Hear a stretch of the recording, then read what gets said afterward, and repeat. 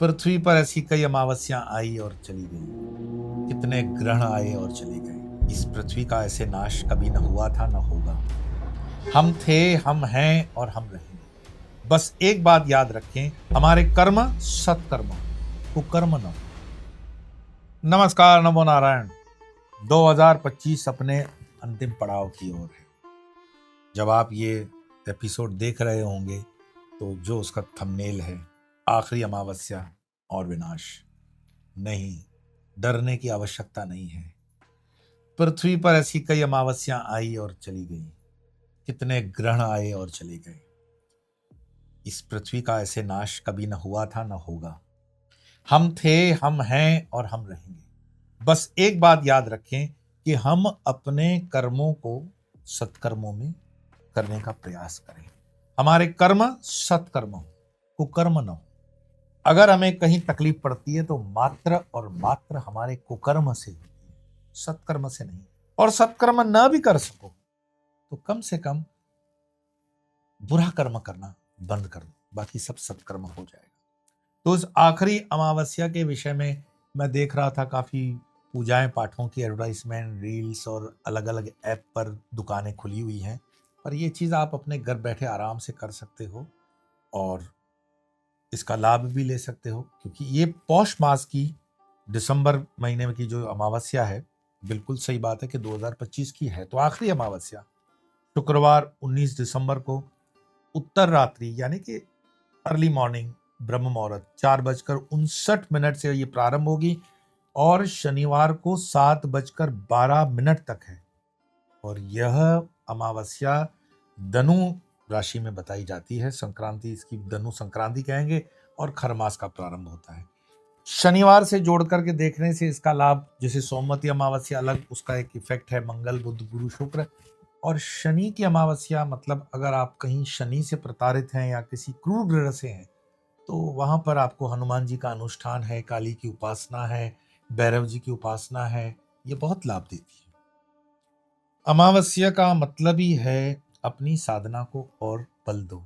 ये रात्रि बहुत पावरफुल रात्रि इसीलिए होती है कि इसमें कहीं कोई कीलक नहीं लगता। आप किसी विशेष मंत्र का, दुर्गा सप्तशती के मंत्र का, नवारण मंत्र का अनुष्ठान कर सकते हो। अब ये पूछना मत कि स्त्रियां कर सकती हैं, भाई सब कर सकते हैं आराम से। मन चंगा तो कटौती में गंगा।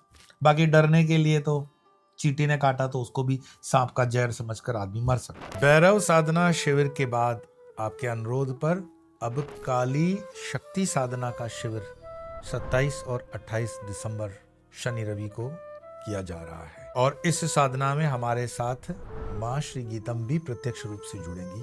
साथ साथ में दीक्षा का भी, मंत्र दीक्षा का भी कार्यक्रम होगा। तो इस 2 दिवसीय शिविर के अंदर भैरव साधना के साथ प्रारंभ करने वाले शक्ति साधना में प्रवेश कर पाएंगे और काली साधना का जुड़ाव रखकर काली साधना में हमसे जुड़ पाएंगे। बाकी विवरण हमारी वेबसाइट www.swamiopar.com पर दी गई है। तो आइए मिलते हैं काली सहस्त्रनाम साधना में। नमो नारायण। तो जब 16 दिसंबर 2025 के इस अंतिम अमावस्या में सूर्य गोचर कर धनु राशि में होंगे, जिसके स्वामी देवगुरु बृहस्पति हैं। अब बृहस्पति किसके लिए जाने जाते हैं? धर्म के लिए। थोड़ा सा अगर आप याद रखेंगे तो ये आपको अपनी जन्म कुंडली के लिए भी हेल्प करेगा। एक बार अगर आपके पास जन्म कुंडली है तो उसमें देख लो बृहस्पति कौन से घर में है। वो थोड़ा सा आप R&D करोगे, रिसर्च करोगे तो पता पड़ जाएगा। और ये अमावस्या का जो इफेक्ट है सूर्य की राशि गोचर का, ये 14 जनवरी यानी संक्रांति तक रहेगा। संक्रांति के बाद विश्व में सब कुछ बदलता है और मैंने संक्रांति के ऊपर खास एपिसोड भी बनाए हुए हैं। संक्रांति पूरा विश्व सेलिब्रेट करता है, बस नाक सीधी ना दिखा करके घुमा करके दिखा। मैंने कई ऐसी ऑथेंटिक पुस्तकें पढ़ी है जिसमें यहूदी धर्म में पैदा किए जीसस, यानी जो क्रिश्चियनिटी के स्थापक माने जाते हैं, वो संक्रांति के दिन पैदा हुए हैं, ऐसा किसी पुस्तक में दावा किया गया था। क्योंकि 2025 यानी आज से 2000 साल पहले ये जो 14 जनवरी को संक्रांति पड़ती है, वो एक एक दिन 100 साल में इधर करते करते करते ये इधर आ गई है। उस समय 25 दिसंबर को संक्रांति थी, ऐसा उस पुस्तक में लिखा हुआ था। ये विषय रिसर्च का है, मैं इसमें ज़्यादा इसीलिए उलूल जुलूल नहीं करना चाहूँगा। वैसे मैं एक निवेदन करना चाहूँगा कि हम इस चीज के लिए आपको पूरी तरह सम्मान देंगे अगर आप इस पर रिसर्च करें कि पिछले 50 सालों के अंदर जितने ग्रहण हुए हैं, सूर्य ग्रहण, चंद्र ग्रहण, अमावस्या, उनकी रीजन वाइज विश्व में क्या क्या असर हुआ, भारत में क्या असर हुआ, और जगहों पर क्या असर हुआ। मैं ग्रहण पर भी आऊंगा, नवरात्रि पे भी आऊंगा, लेकिन अभी फिलहाल आ रहा हूं कि ये जो आखिरी अमावस्या है, इस एक महीने के अंदर ये बात है कि इस वर्ष कंपेयर टू जो गुजरे हुए वर्ष हैं, कड़ाके की सर्दी होने वाली है भारत में भी। अभी आपने देखा होगा पिछले हफ्ते ये न्यूज चली थी कि केरला के अंदर भी असामान्य सर्दी हो गई, जो कि नहीं होनी चाहिए उस दिन, पर मौसम बदल रहा है। आपने देखा ईरान के अंदर पानी की किल्लत कैसे हो रही है। आपने वो भी देखा कि अरेबिया के अंदर कितना पानी गिर रहा है। तो 2025 किसका होगा विनाश, अगर मेरी प्रेडिक्शंस को आपने देखा होगा कि आप ये सब चीजें 3 साल तक ऐसी देखेंगे जो कभी आपने सुनी भी नहीं, देखी भी नहीं, होती जाएंगी। और परमात्मा आपको धीरे धीरे इस परिस्थिति के लिए तैयार कर रहे हैं। एकदम से झटका नहीं देंगे कि देख लो एक साथ कि 12,000 साल का वल्कनो जब वो फूटता है तो लोगों की सहनशीलता आ जाती है कि हाँ देखा तो सही। फिर थाईलैंड के अंदर आपने देखा क्या हुआ, फिर आपने श्रीलंका के अंदर तूफान का कहर देखा क्या हुआ, 400 साल पुराना रिकॉर्ड टूटा। इसी तरह से मार्केट के अंदर उतार चढ़ाव मैंने उस वक्त भी कह दिए थे, लोग हंस रहे थे। मैंने कहा था क्रिप्टो करेंसी बुरा हाल करेगी आपका अगर आप उसमें इन्वेस्ट करते हो। मैं अभी भी कह रहा हूं कि 2026 की प्रेडिक्शंस का जो भी एपिसोड बनेगा बनेगा, पर क्रिप्टो करेंसीज में मध्यम वर्ग को पैसे नहीं डालने चाहिए। ये मार्केट बिल्कुल फ्रेजाइल है और नुकसान होगा। दूसरा, इस महीने की जो अमावस्या से मैं बता रहा हूँ, सूर्य के साथ धनु राशि में पाप ग्रह उग्र ग्रह मंगल की युति भी है, और गुरु की 7वीं दृष्टि और शनि की 10वीं दृष्टि के योग के कारण भूकंपन यानी अर्थक्वेक्स अलग अलग जगहों पे आ सकते हैं। प्रोमिनेंट ये संभावनाएं आएंगे ऐसा नहीं, क्योंकि परमात्मा सर्वोपरि है। बंदा एक सोचता है, परमात्मा दूसरा कर लेता है। तो हम ये मात्र आपको इंडिकेशंस दे सकते हैं। अर्थक्वेक नेपाल के अंदर होने की संभावना है, तीव्र अर्थक्वेक। भारत के उत्तर पूर्व राज्यों में अर्थक्वेक होने की संभावना है। भारत के पूर्व के उत्तर प्रदेश में अर्थक्वेक होने की संभावना है। फिर जो फायर रिंग है, न्यूजीलैंड, ऑस्ट्रेलिया, जापान, उसमें तो हो ही रहा है।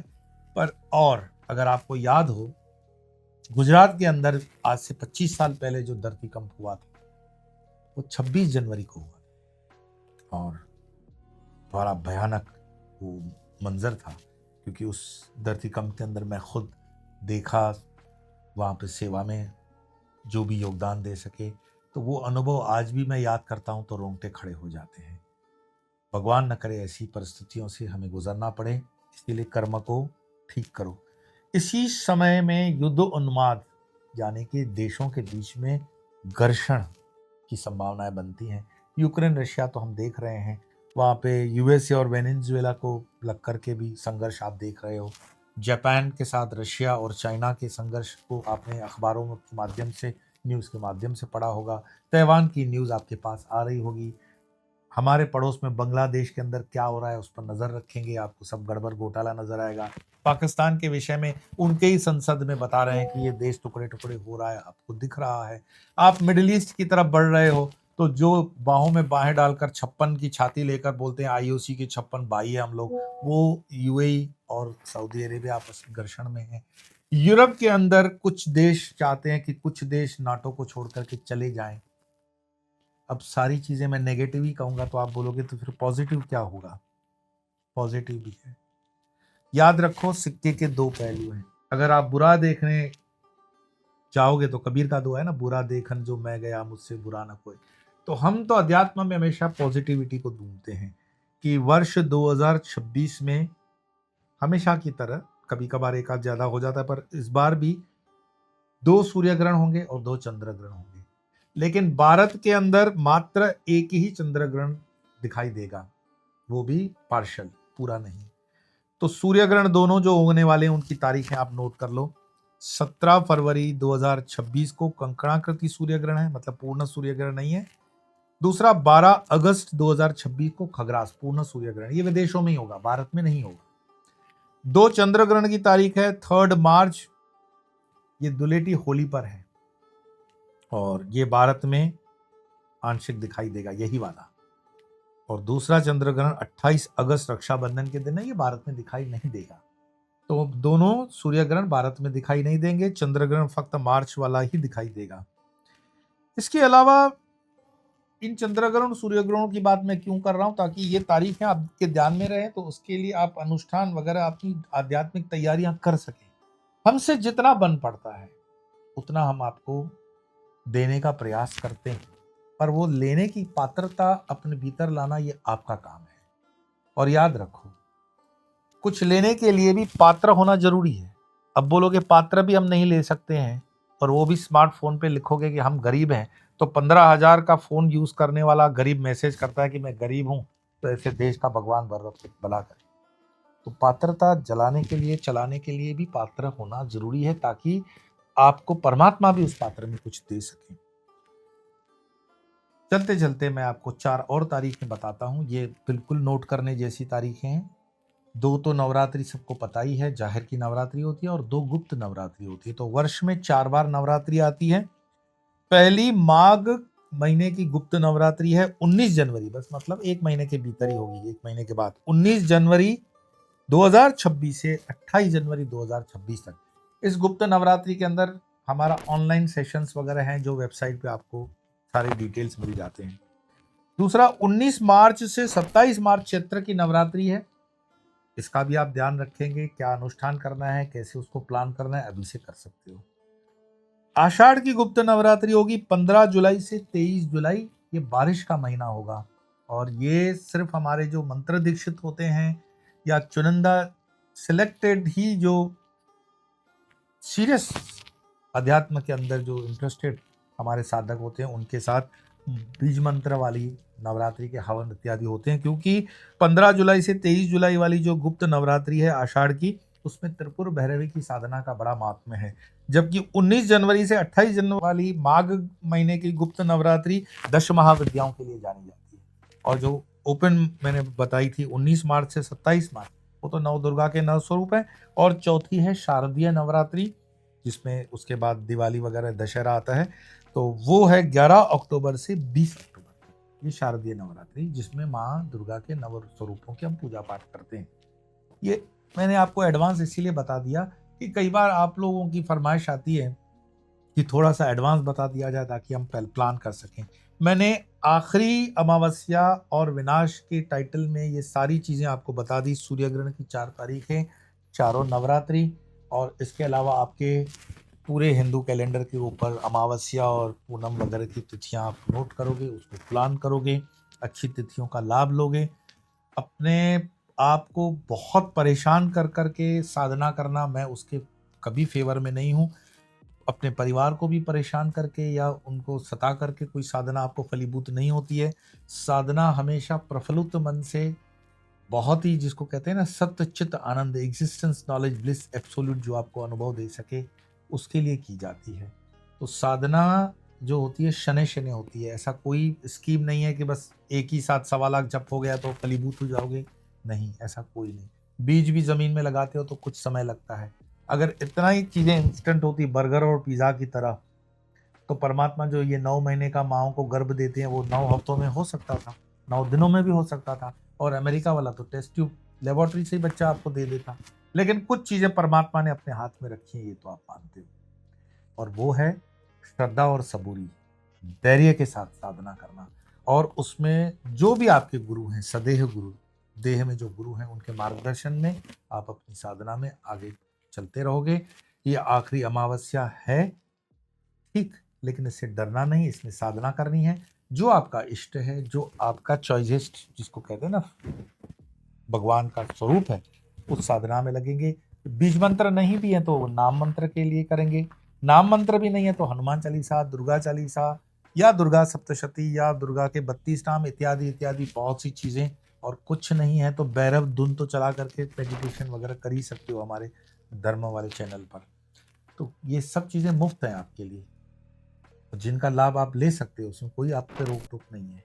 बस थोड़ा सा राष्ट्र के लिए, धर्म के लिए, सनातन के लिए भी समर्थन में रहना, और इसी तरह 2025 से हम 2026 में प्रवेश करेंगे, तो और साधनाओं के विषय में और आध्यात्मिक विषयों के विषय में बात करेंगे। आप कमेंट्स में उस चीज़ को जो भी जिज्ञासा करते हैं, मैं प्रयास करता हूँ टीम के माध्यम से उनको संबोधित करूँ।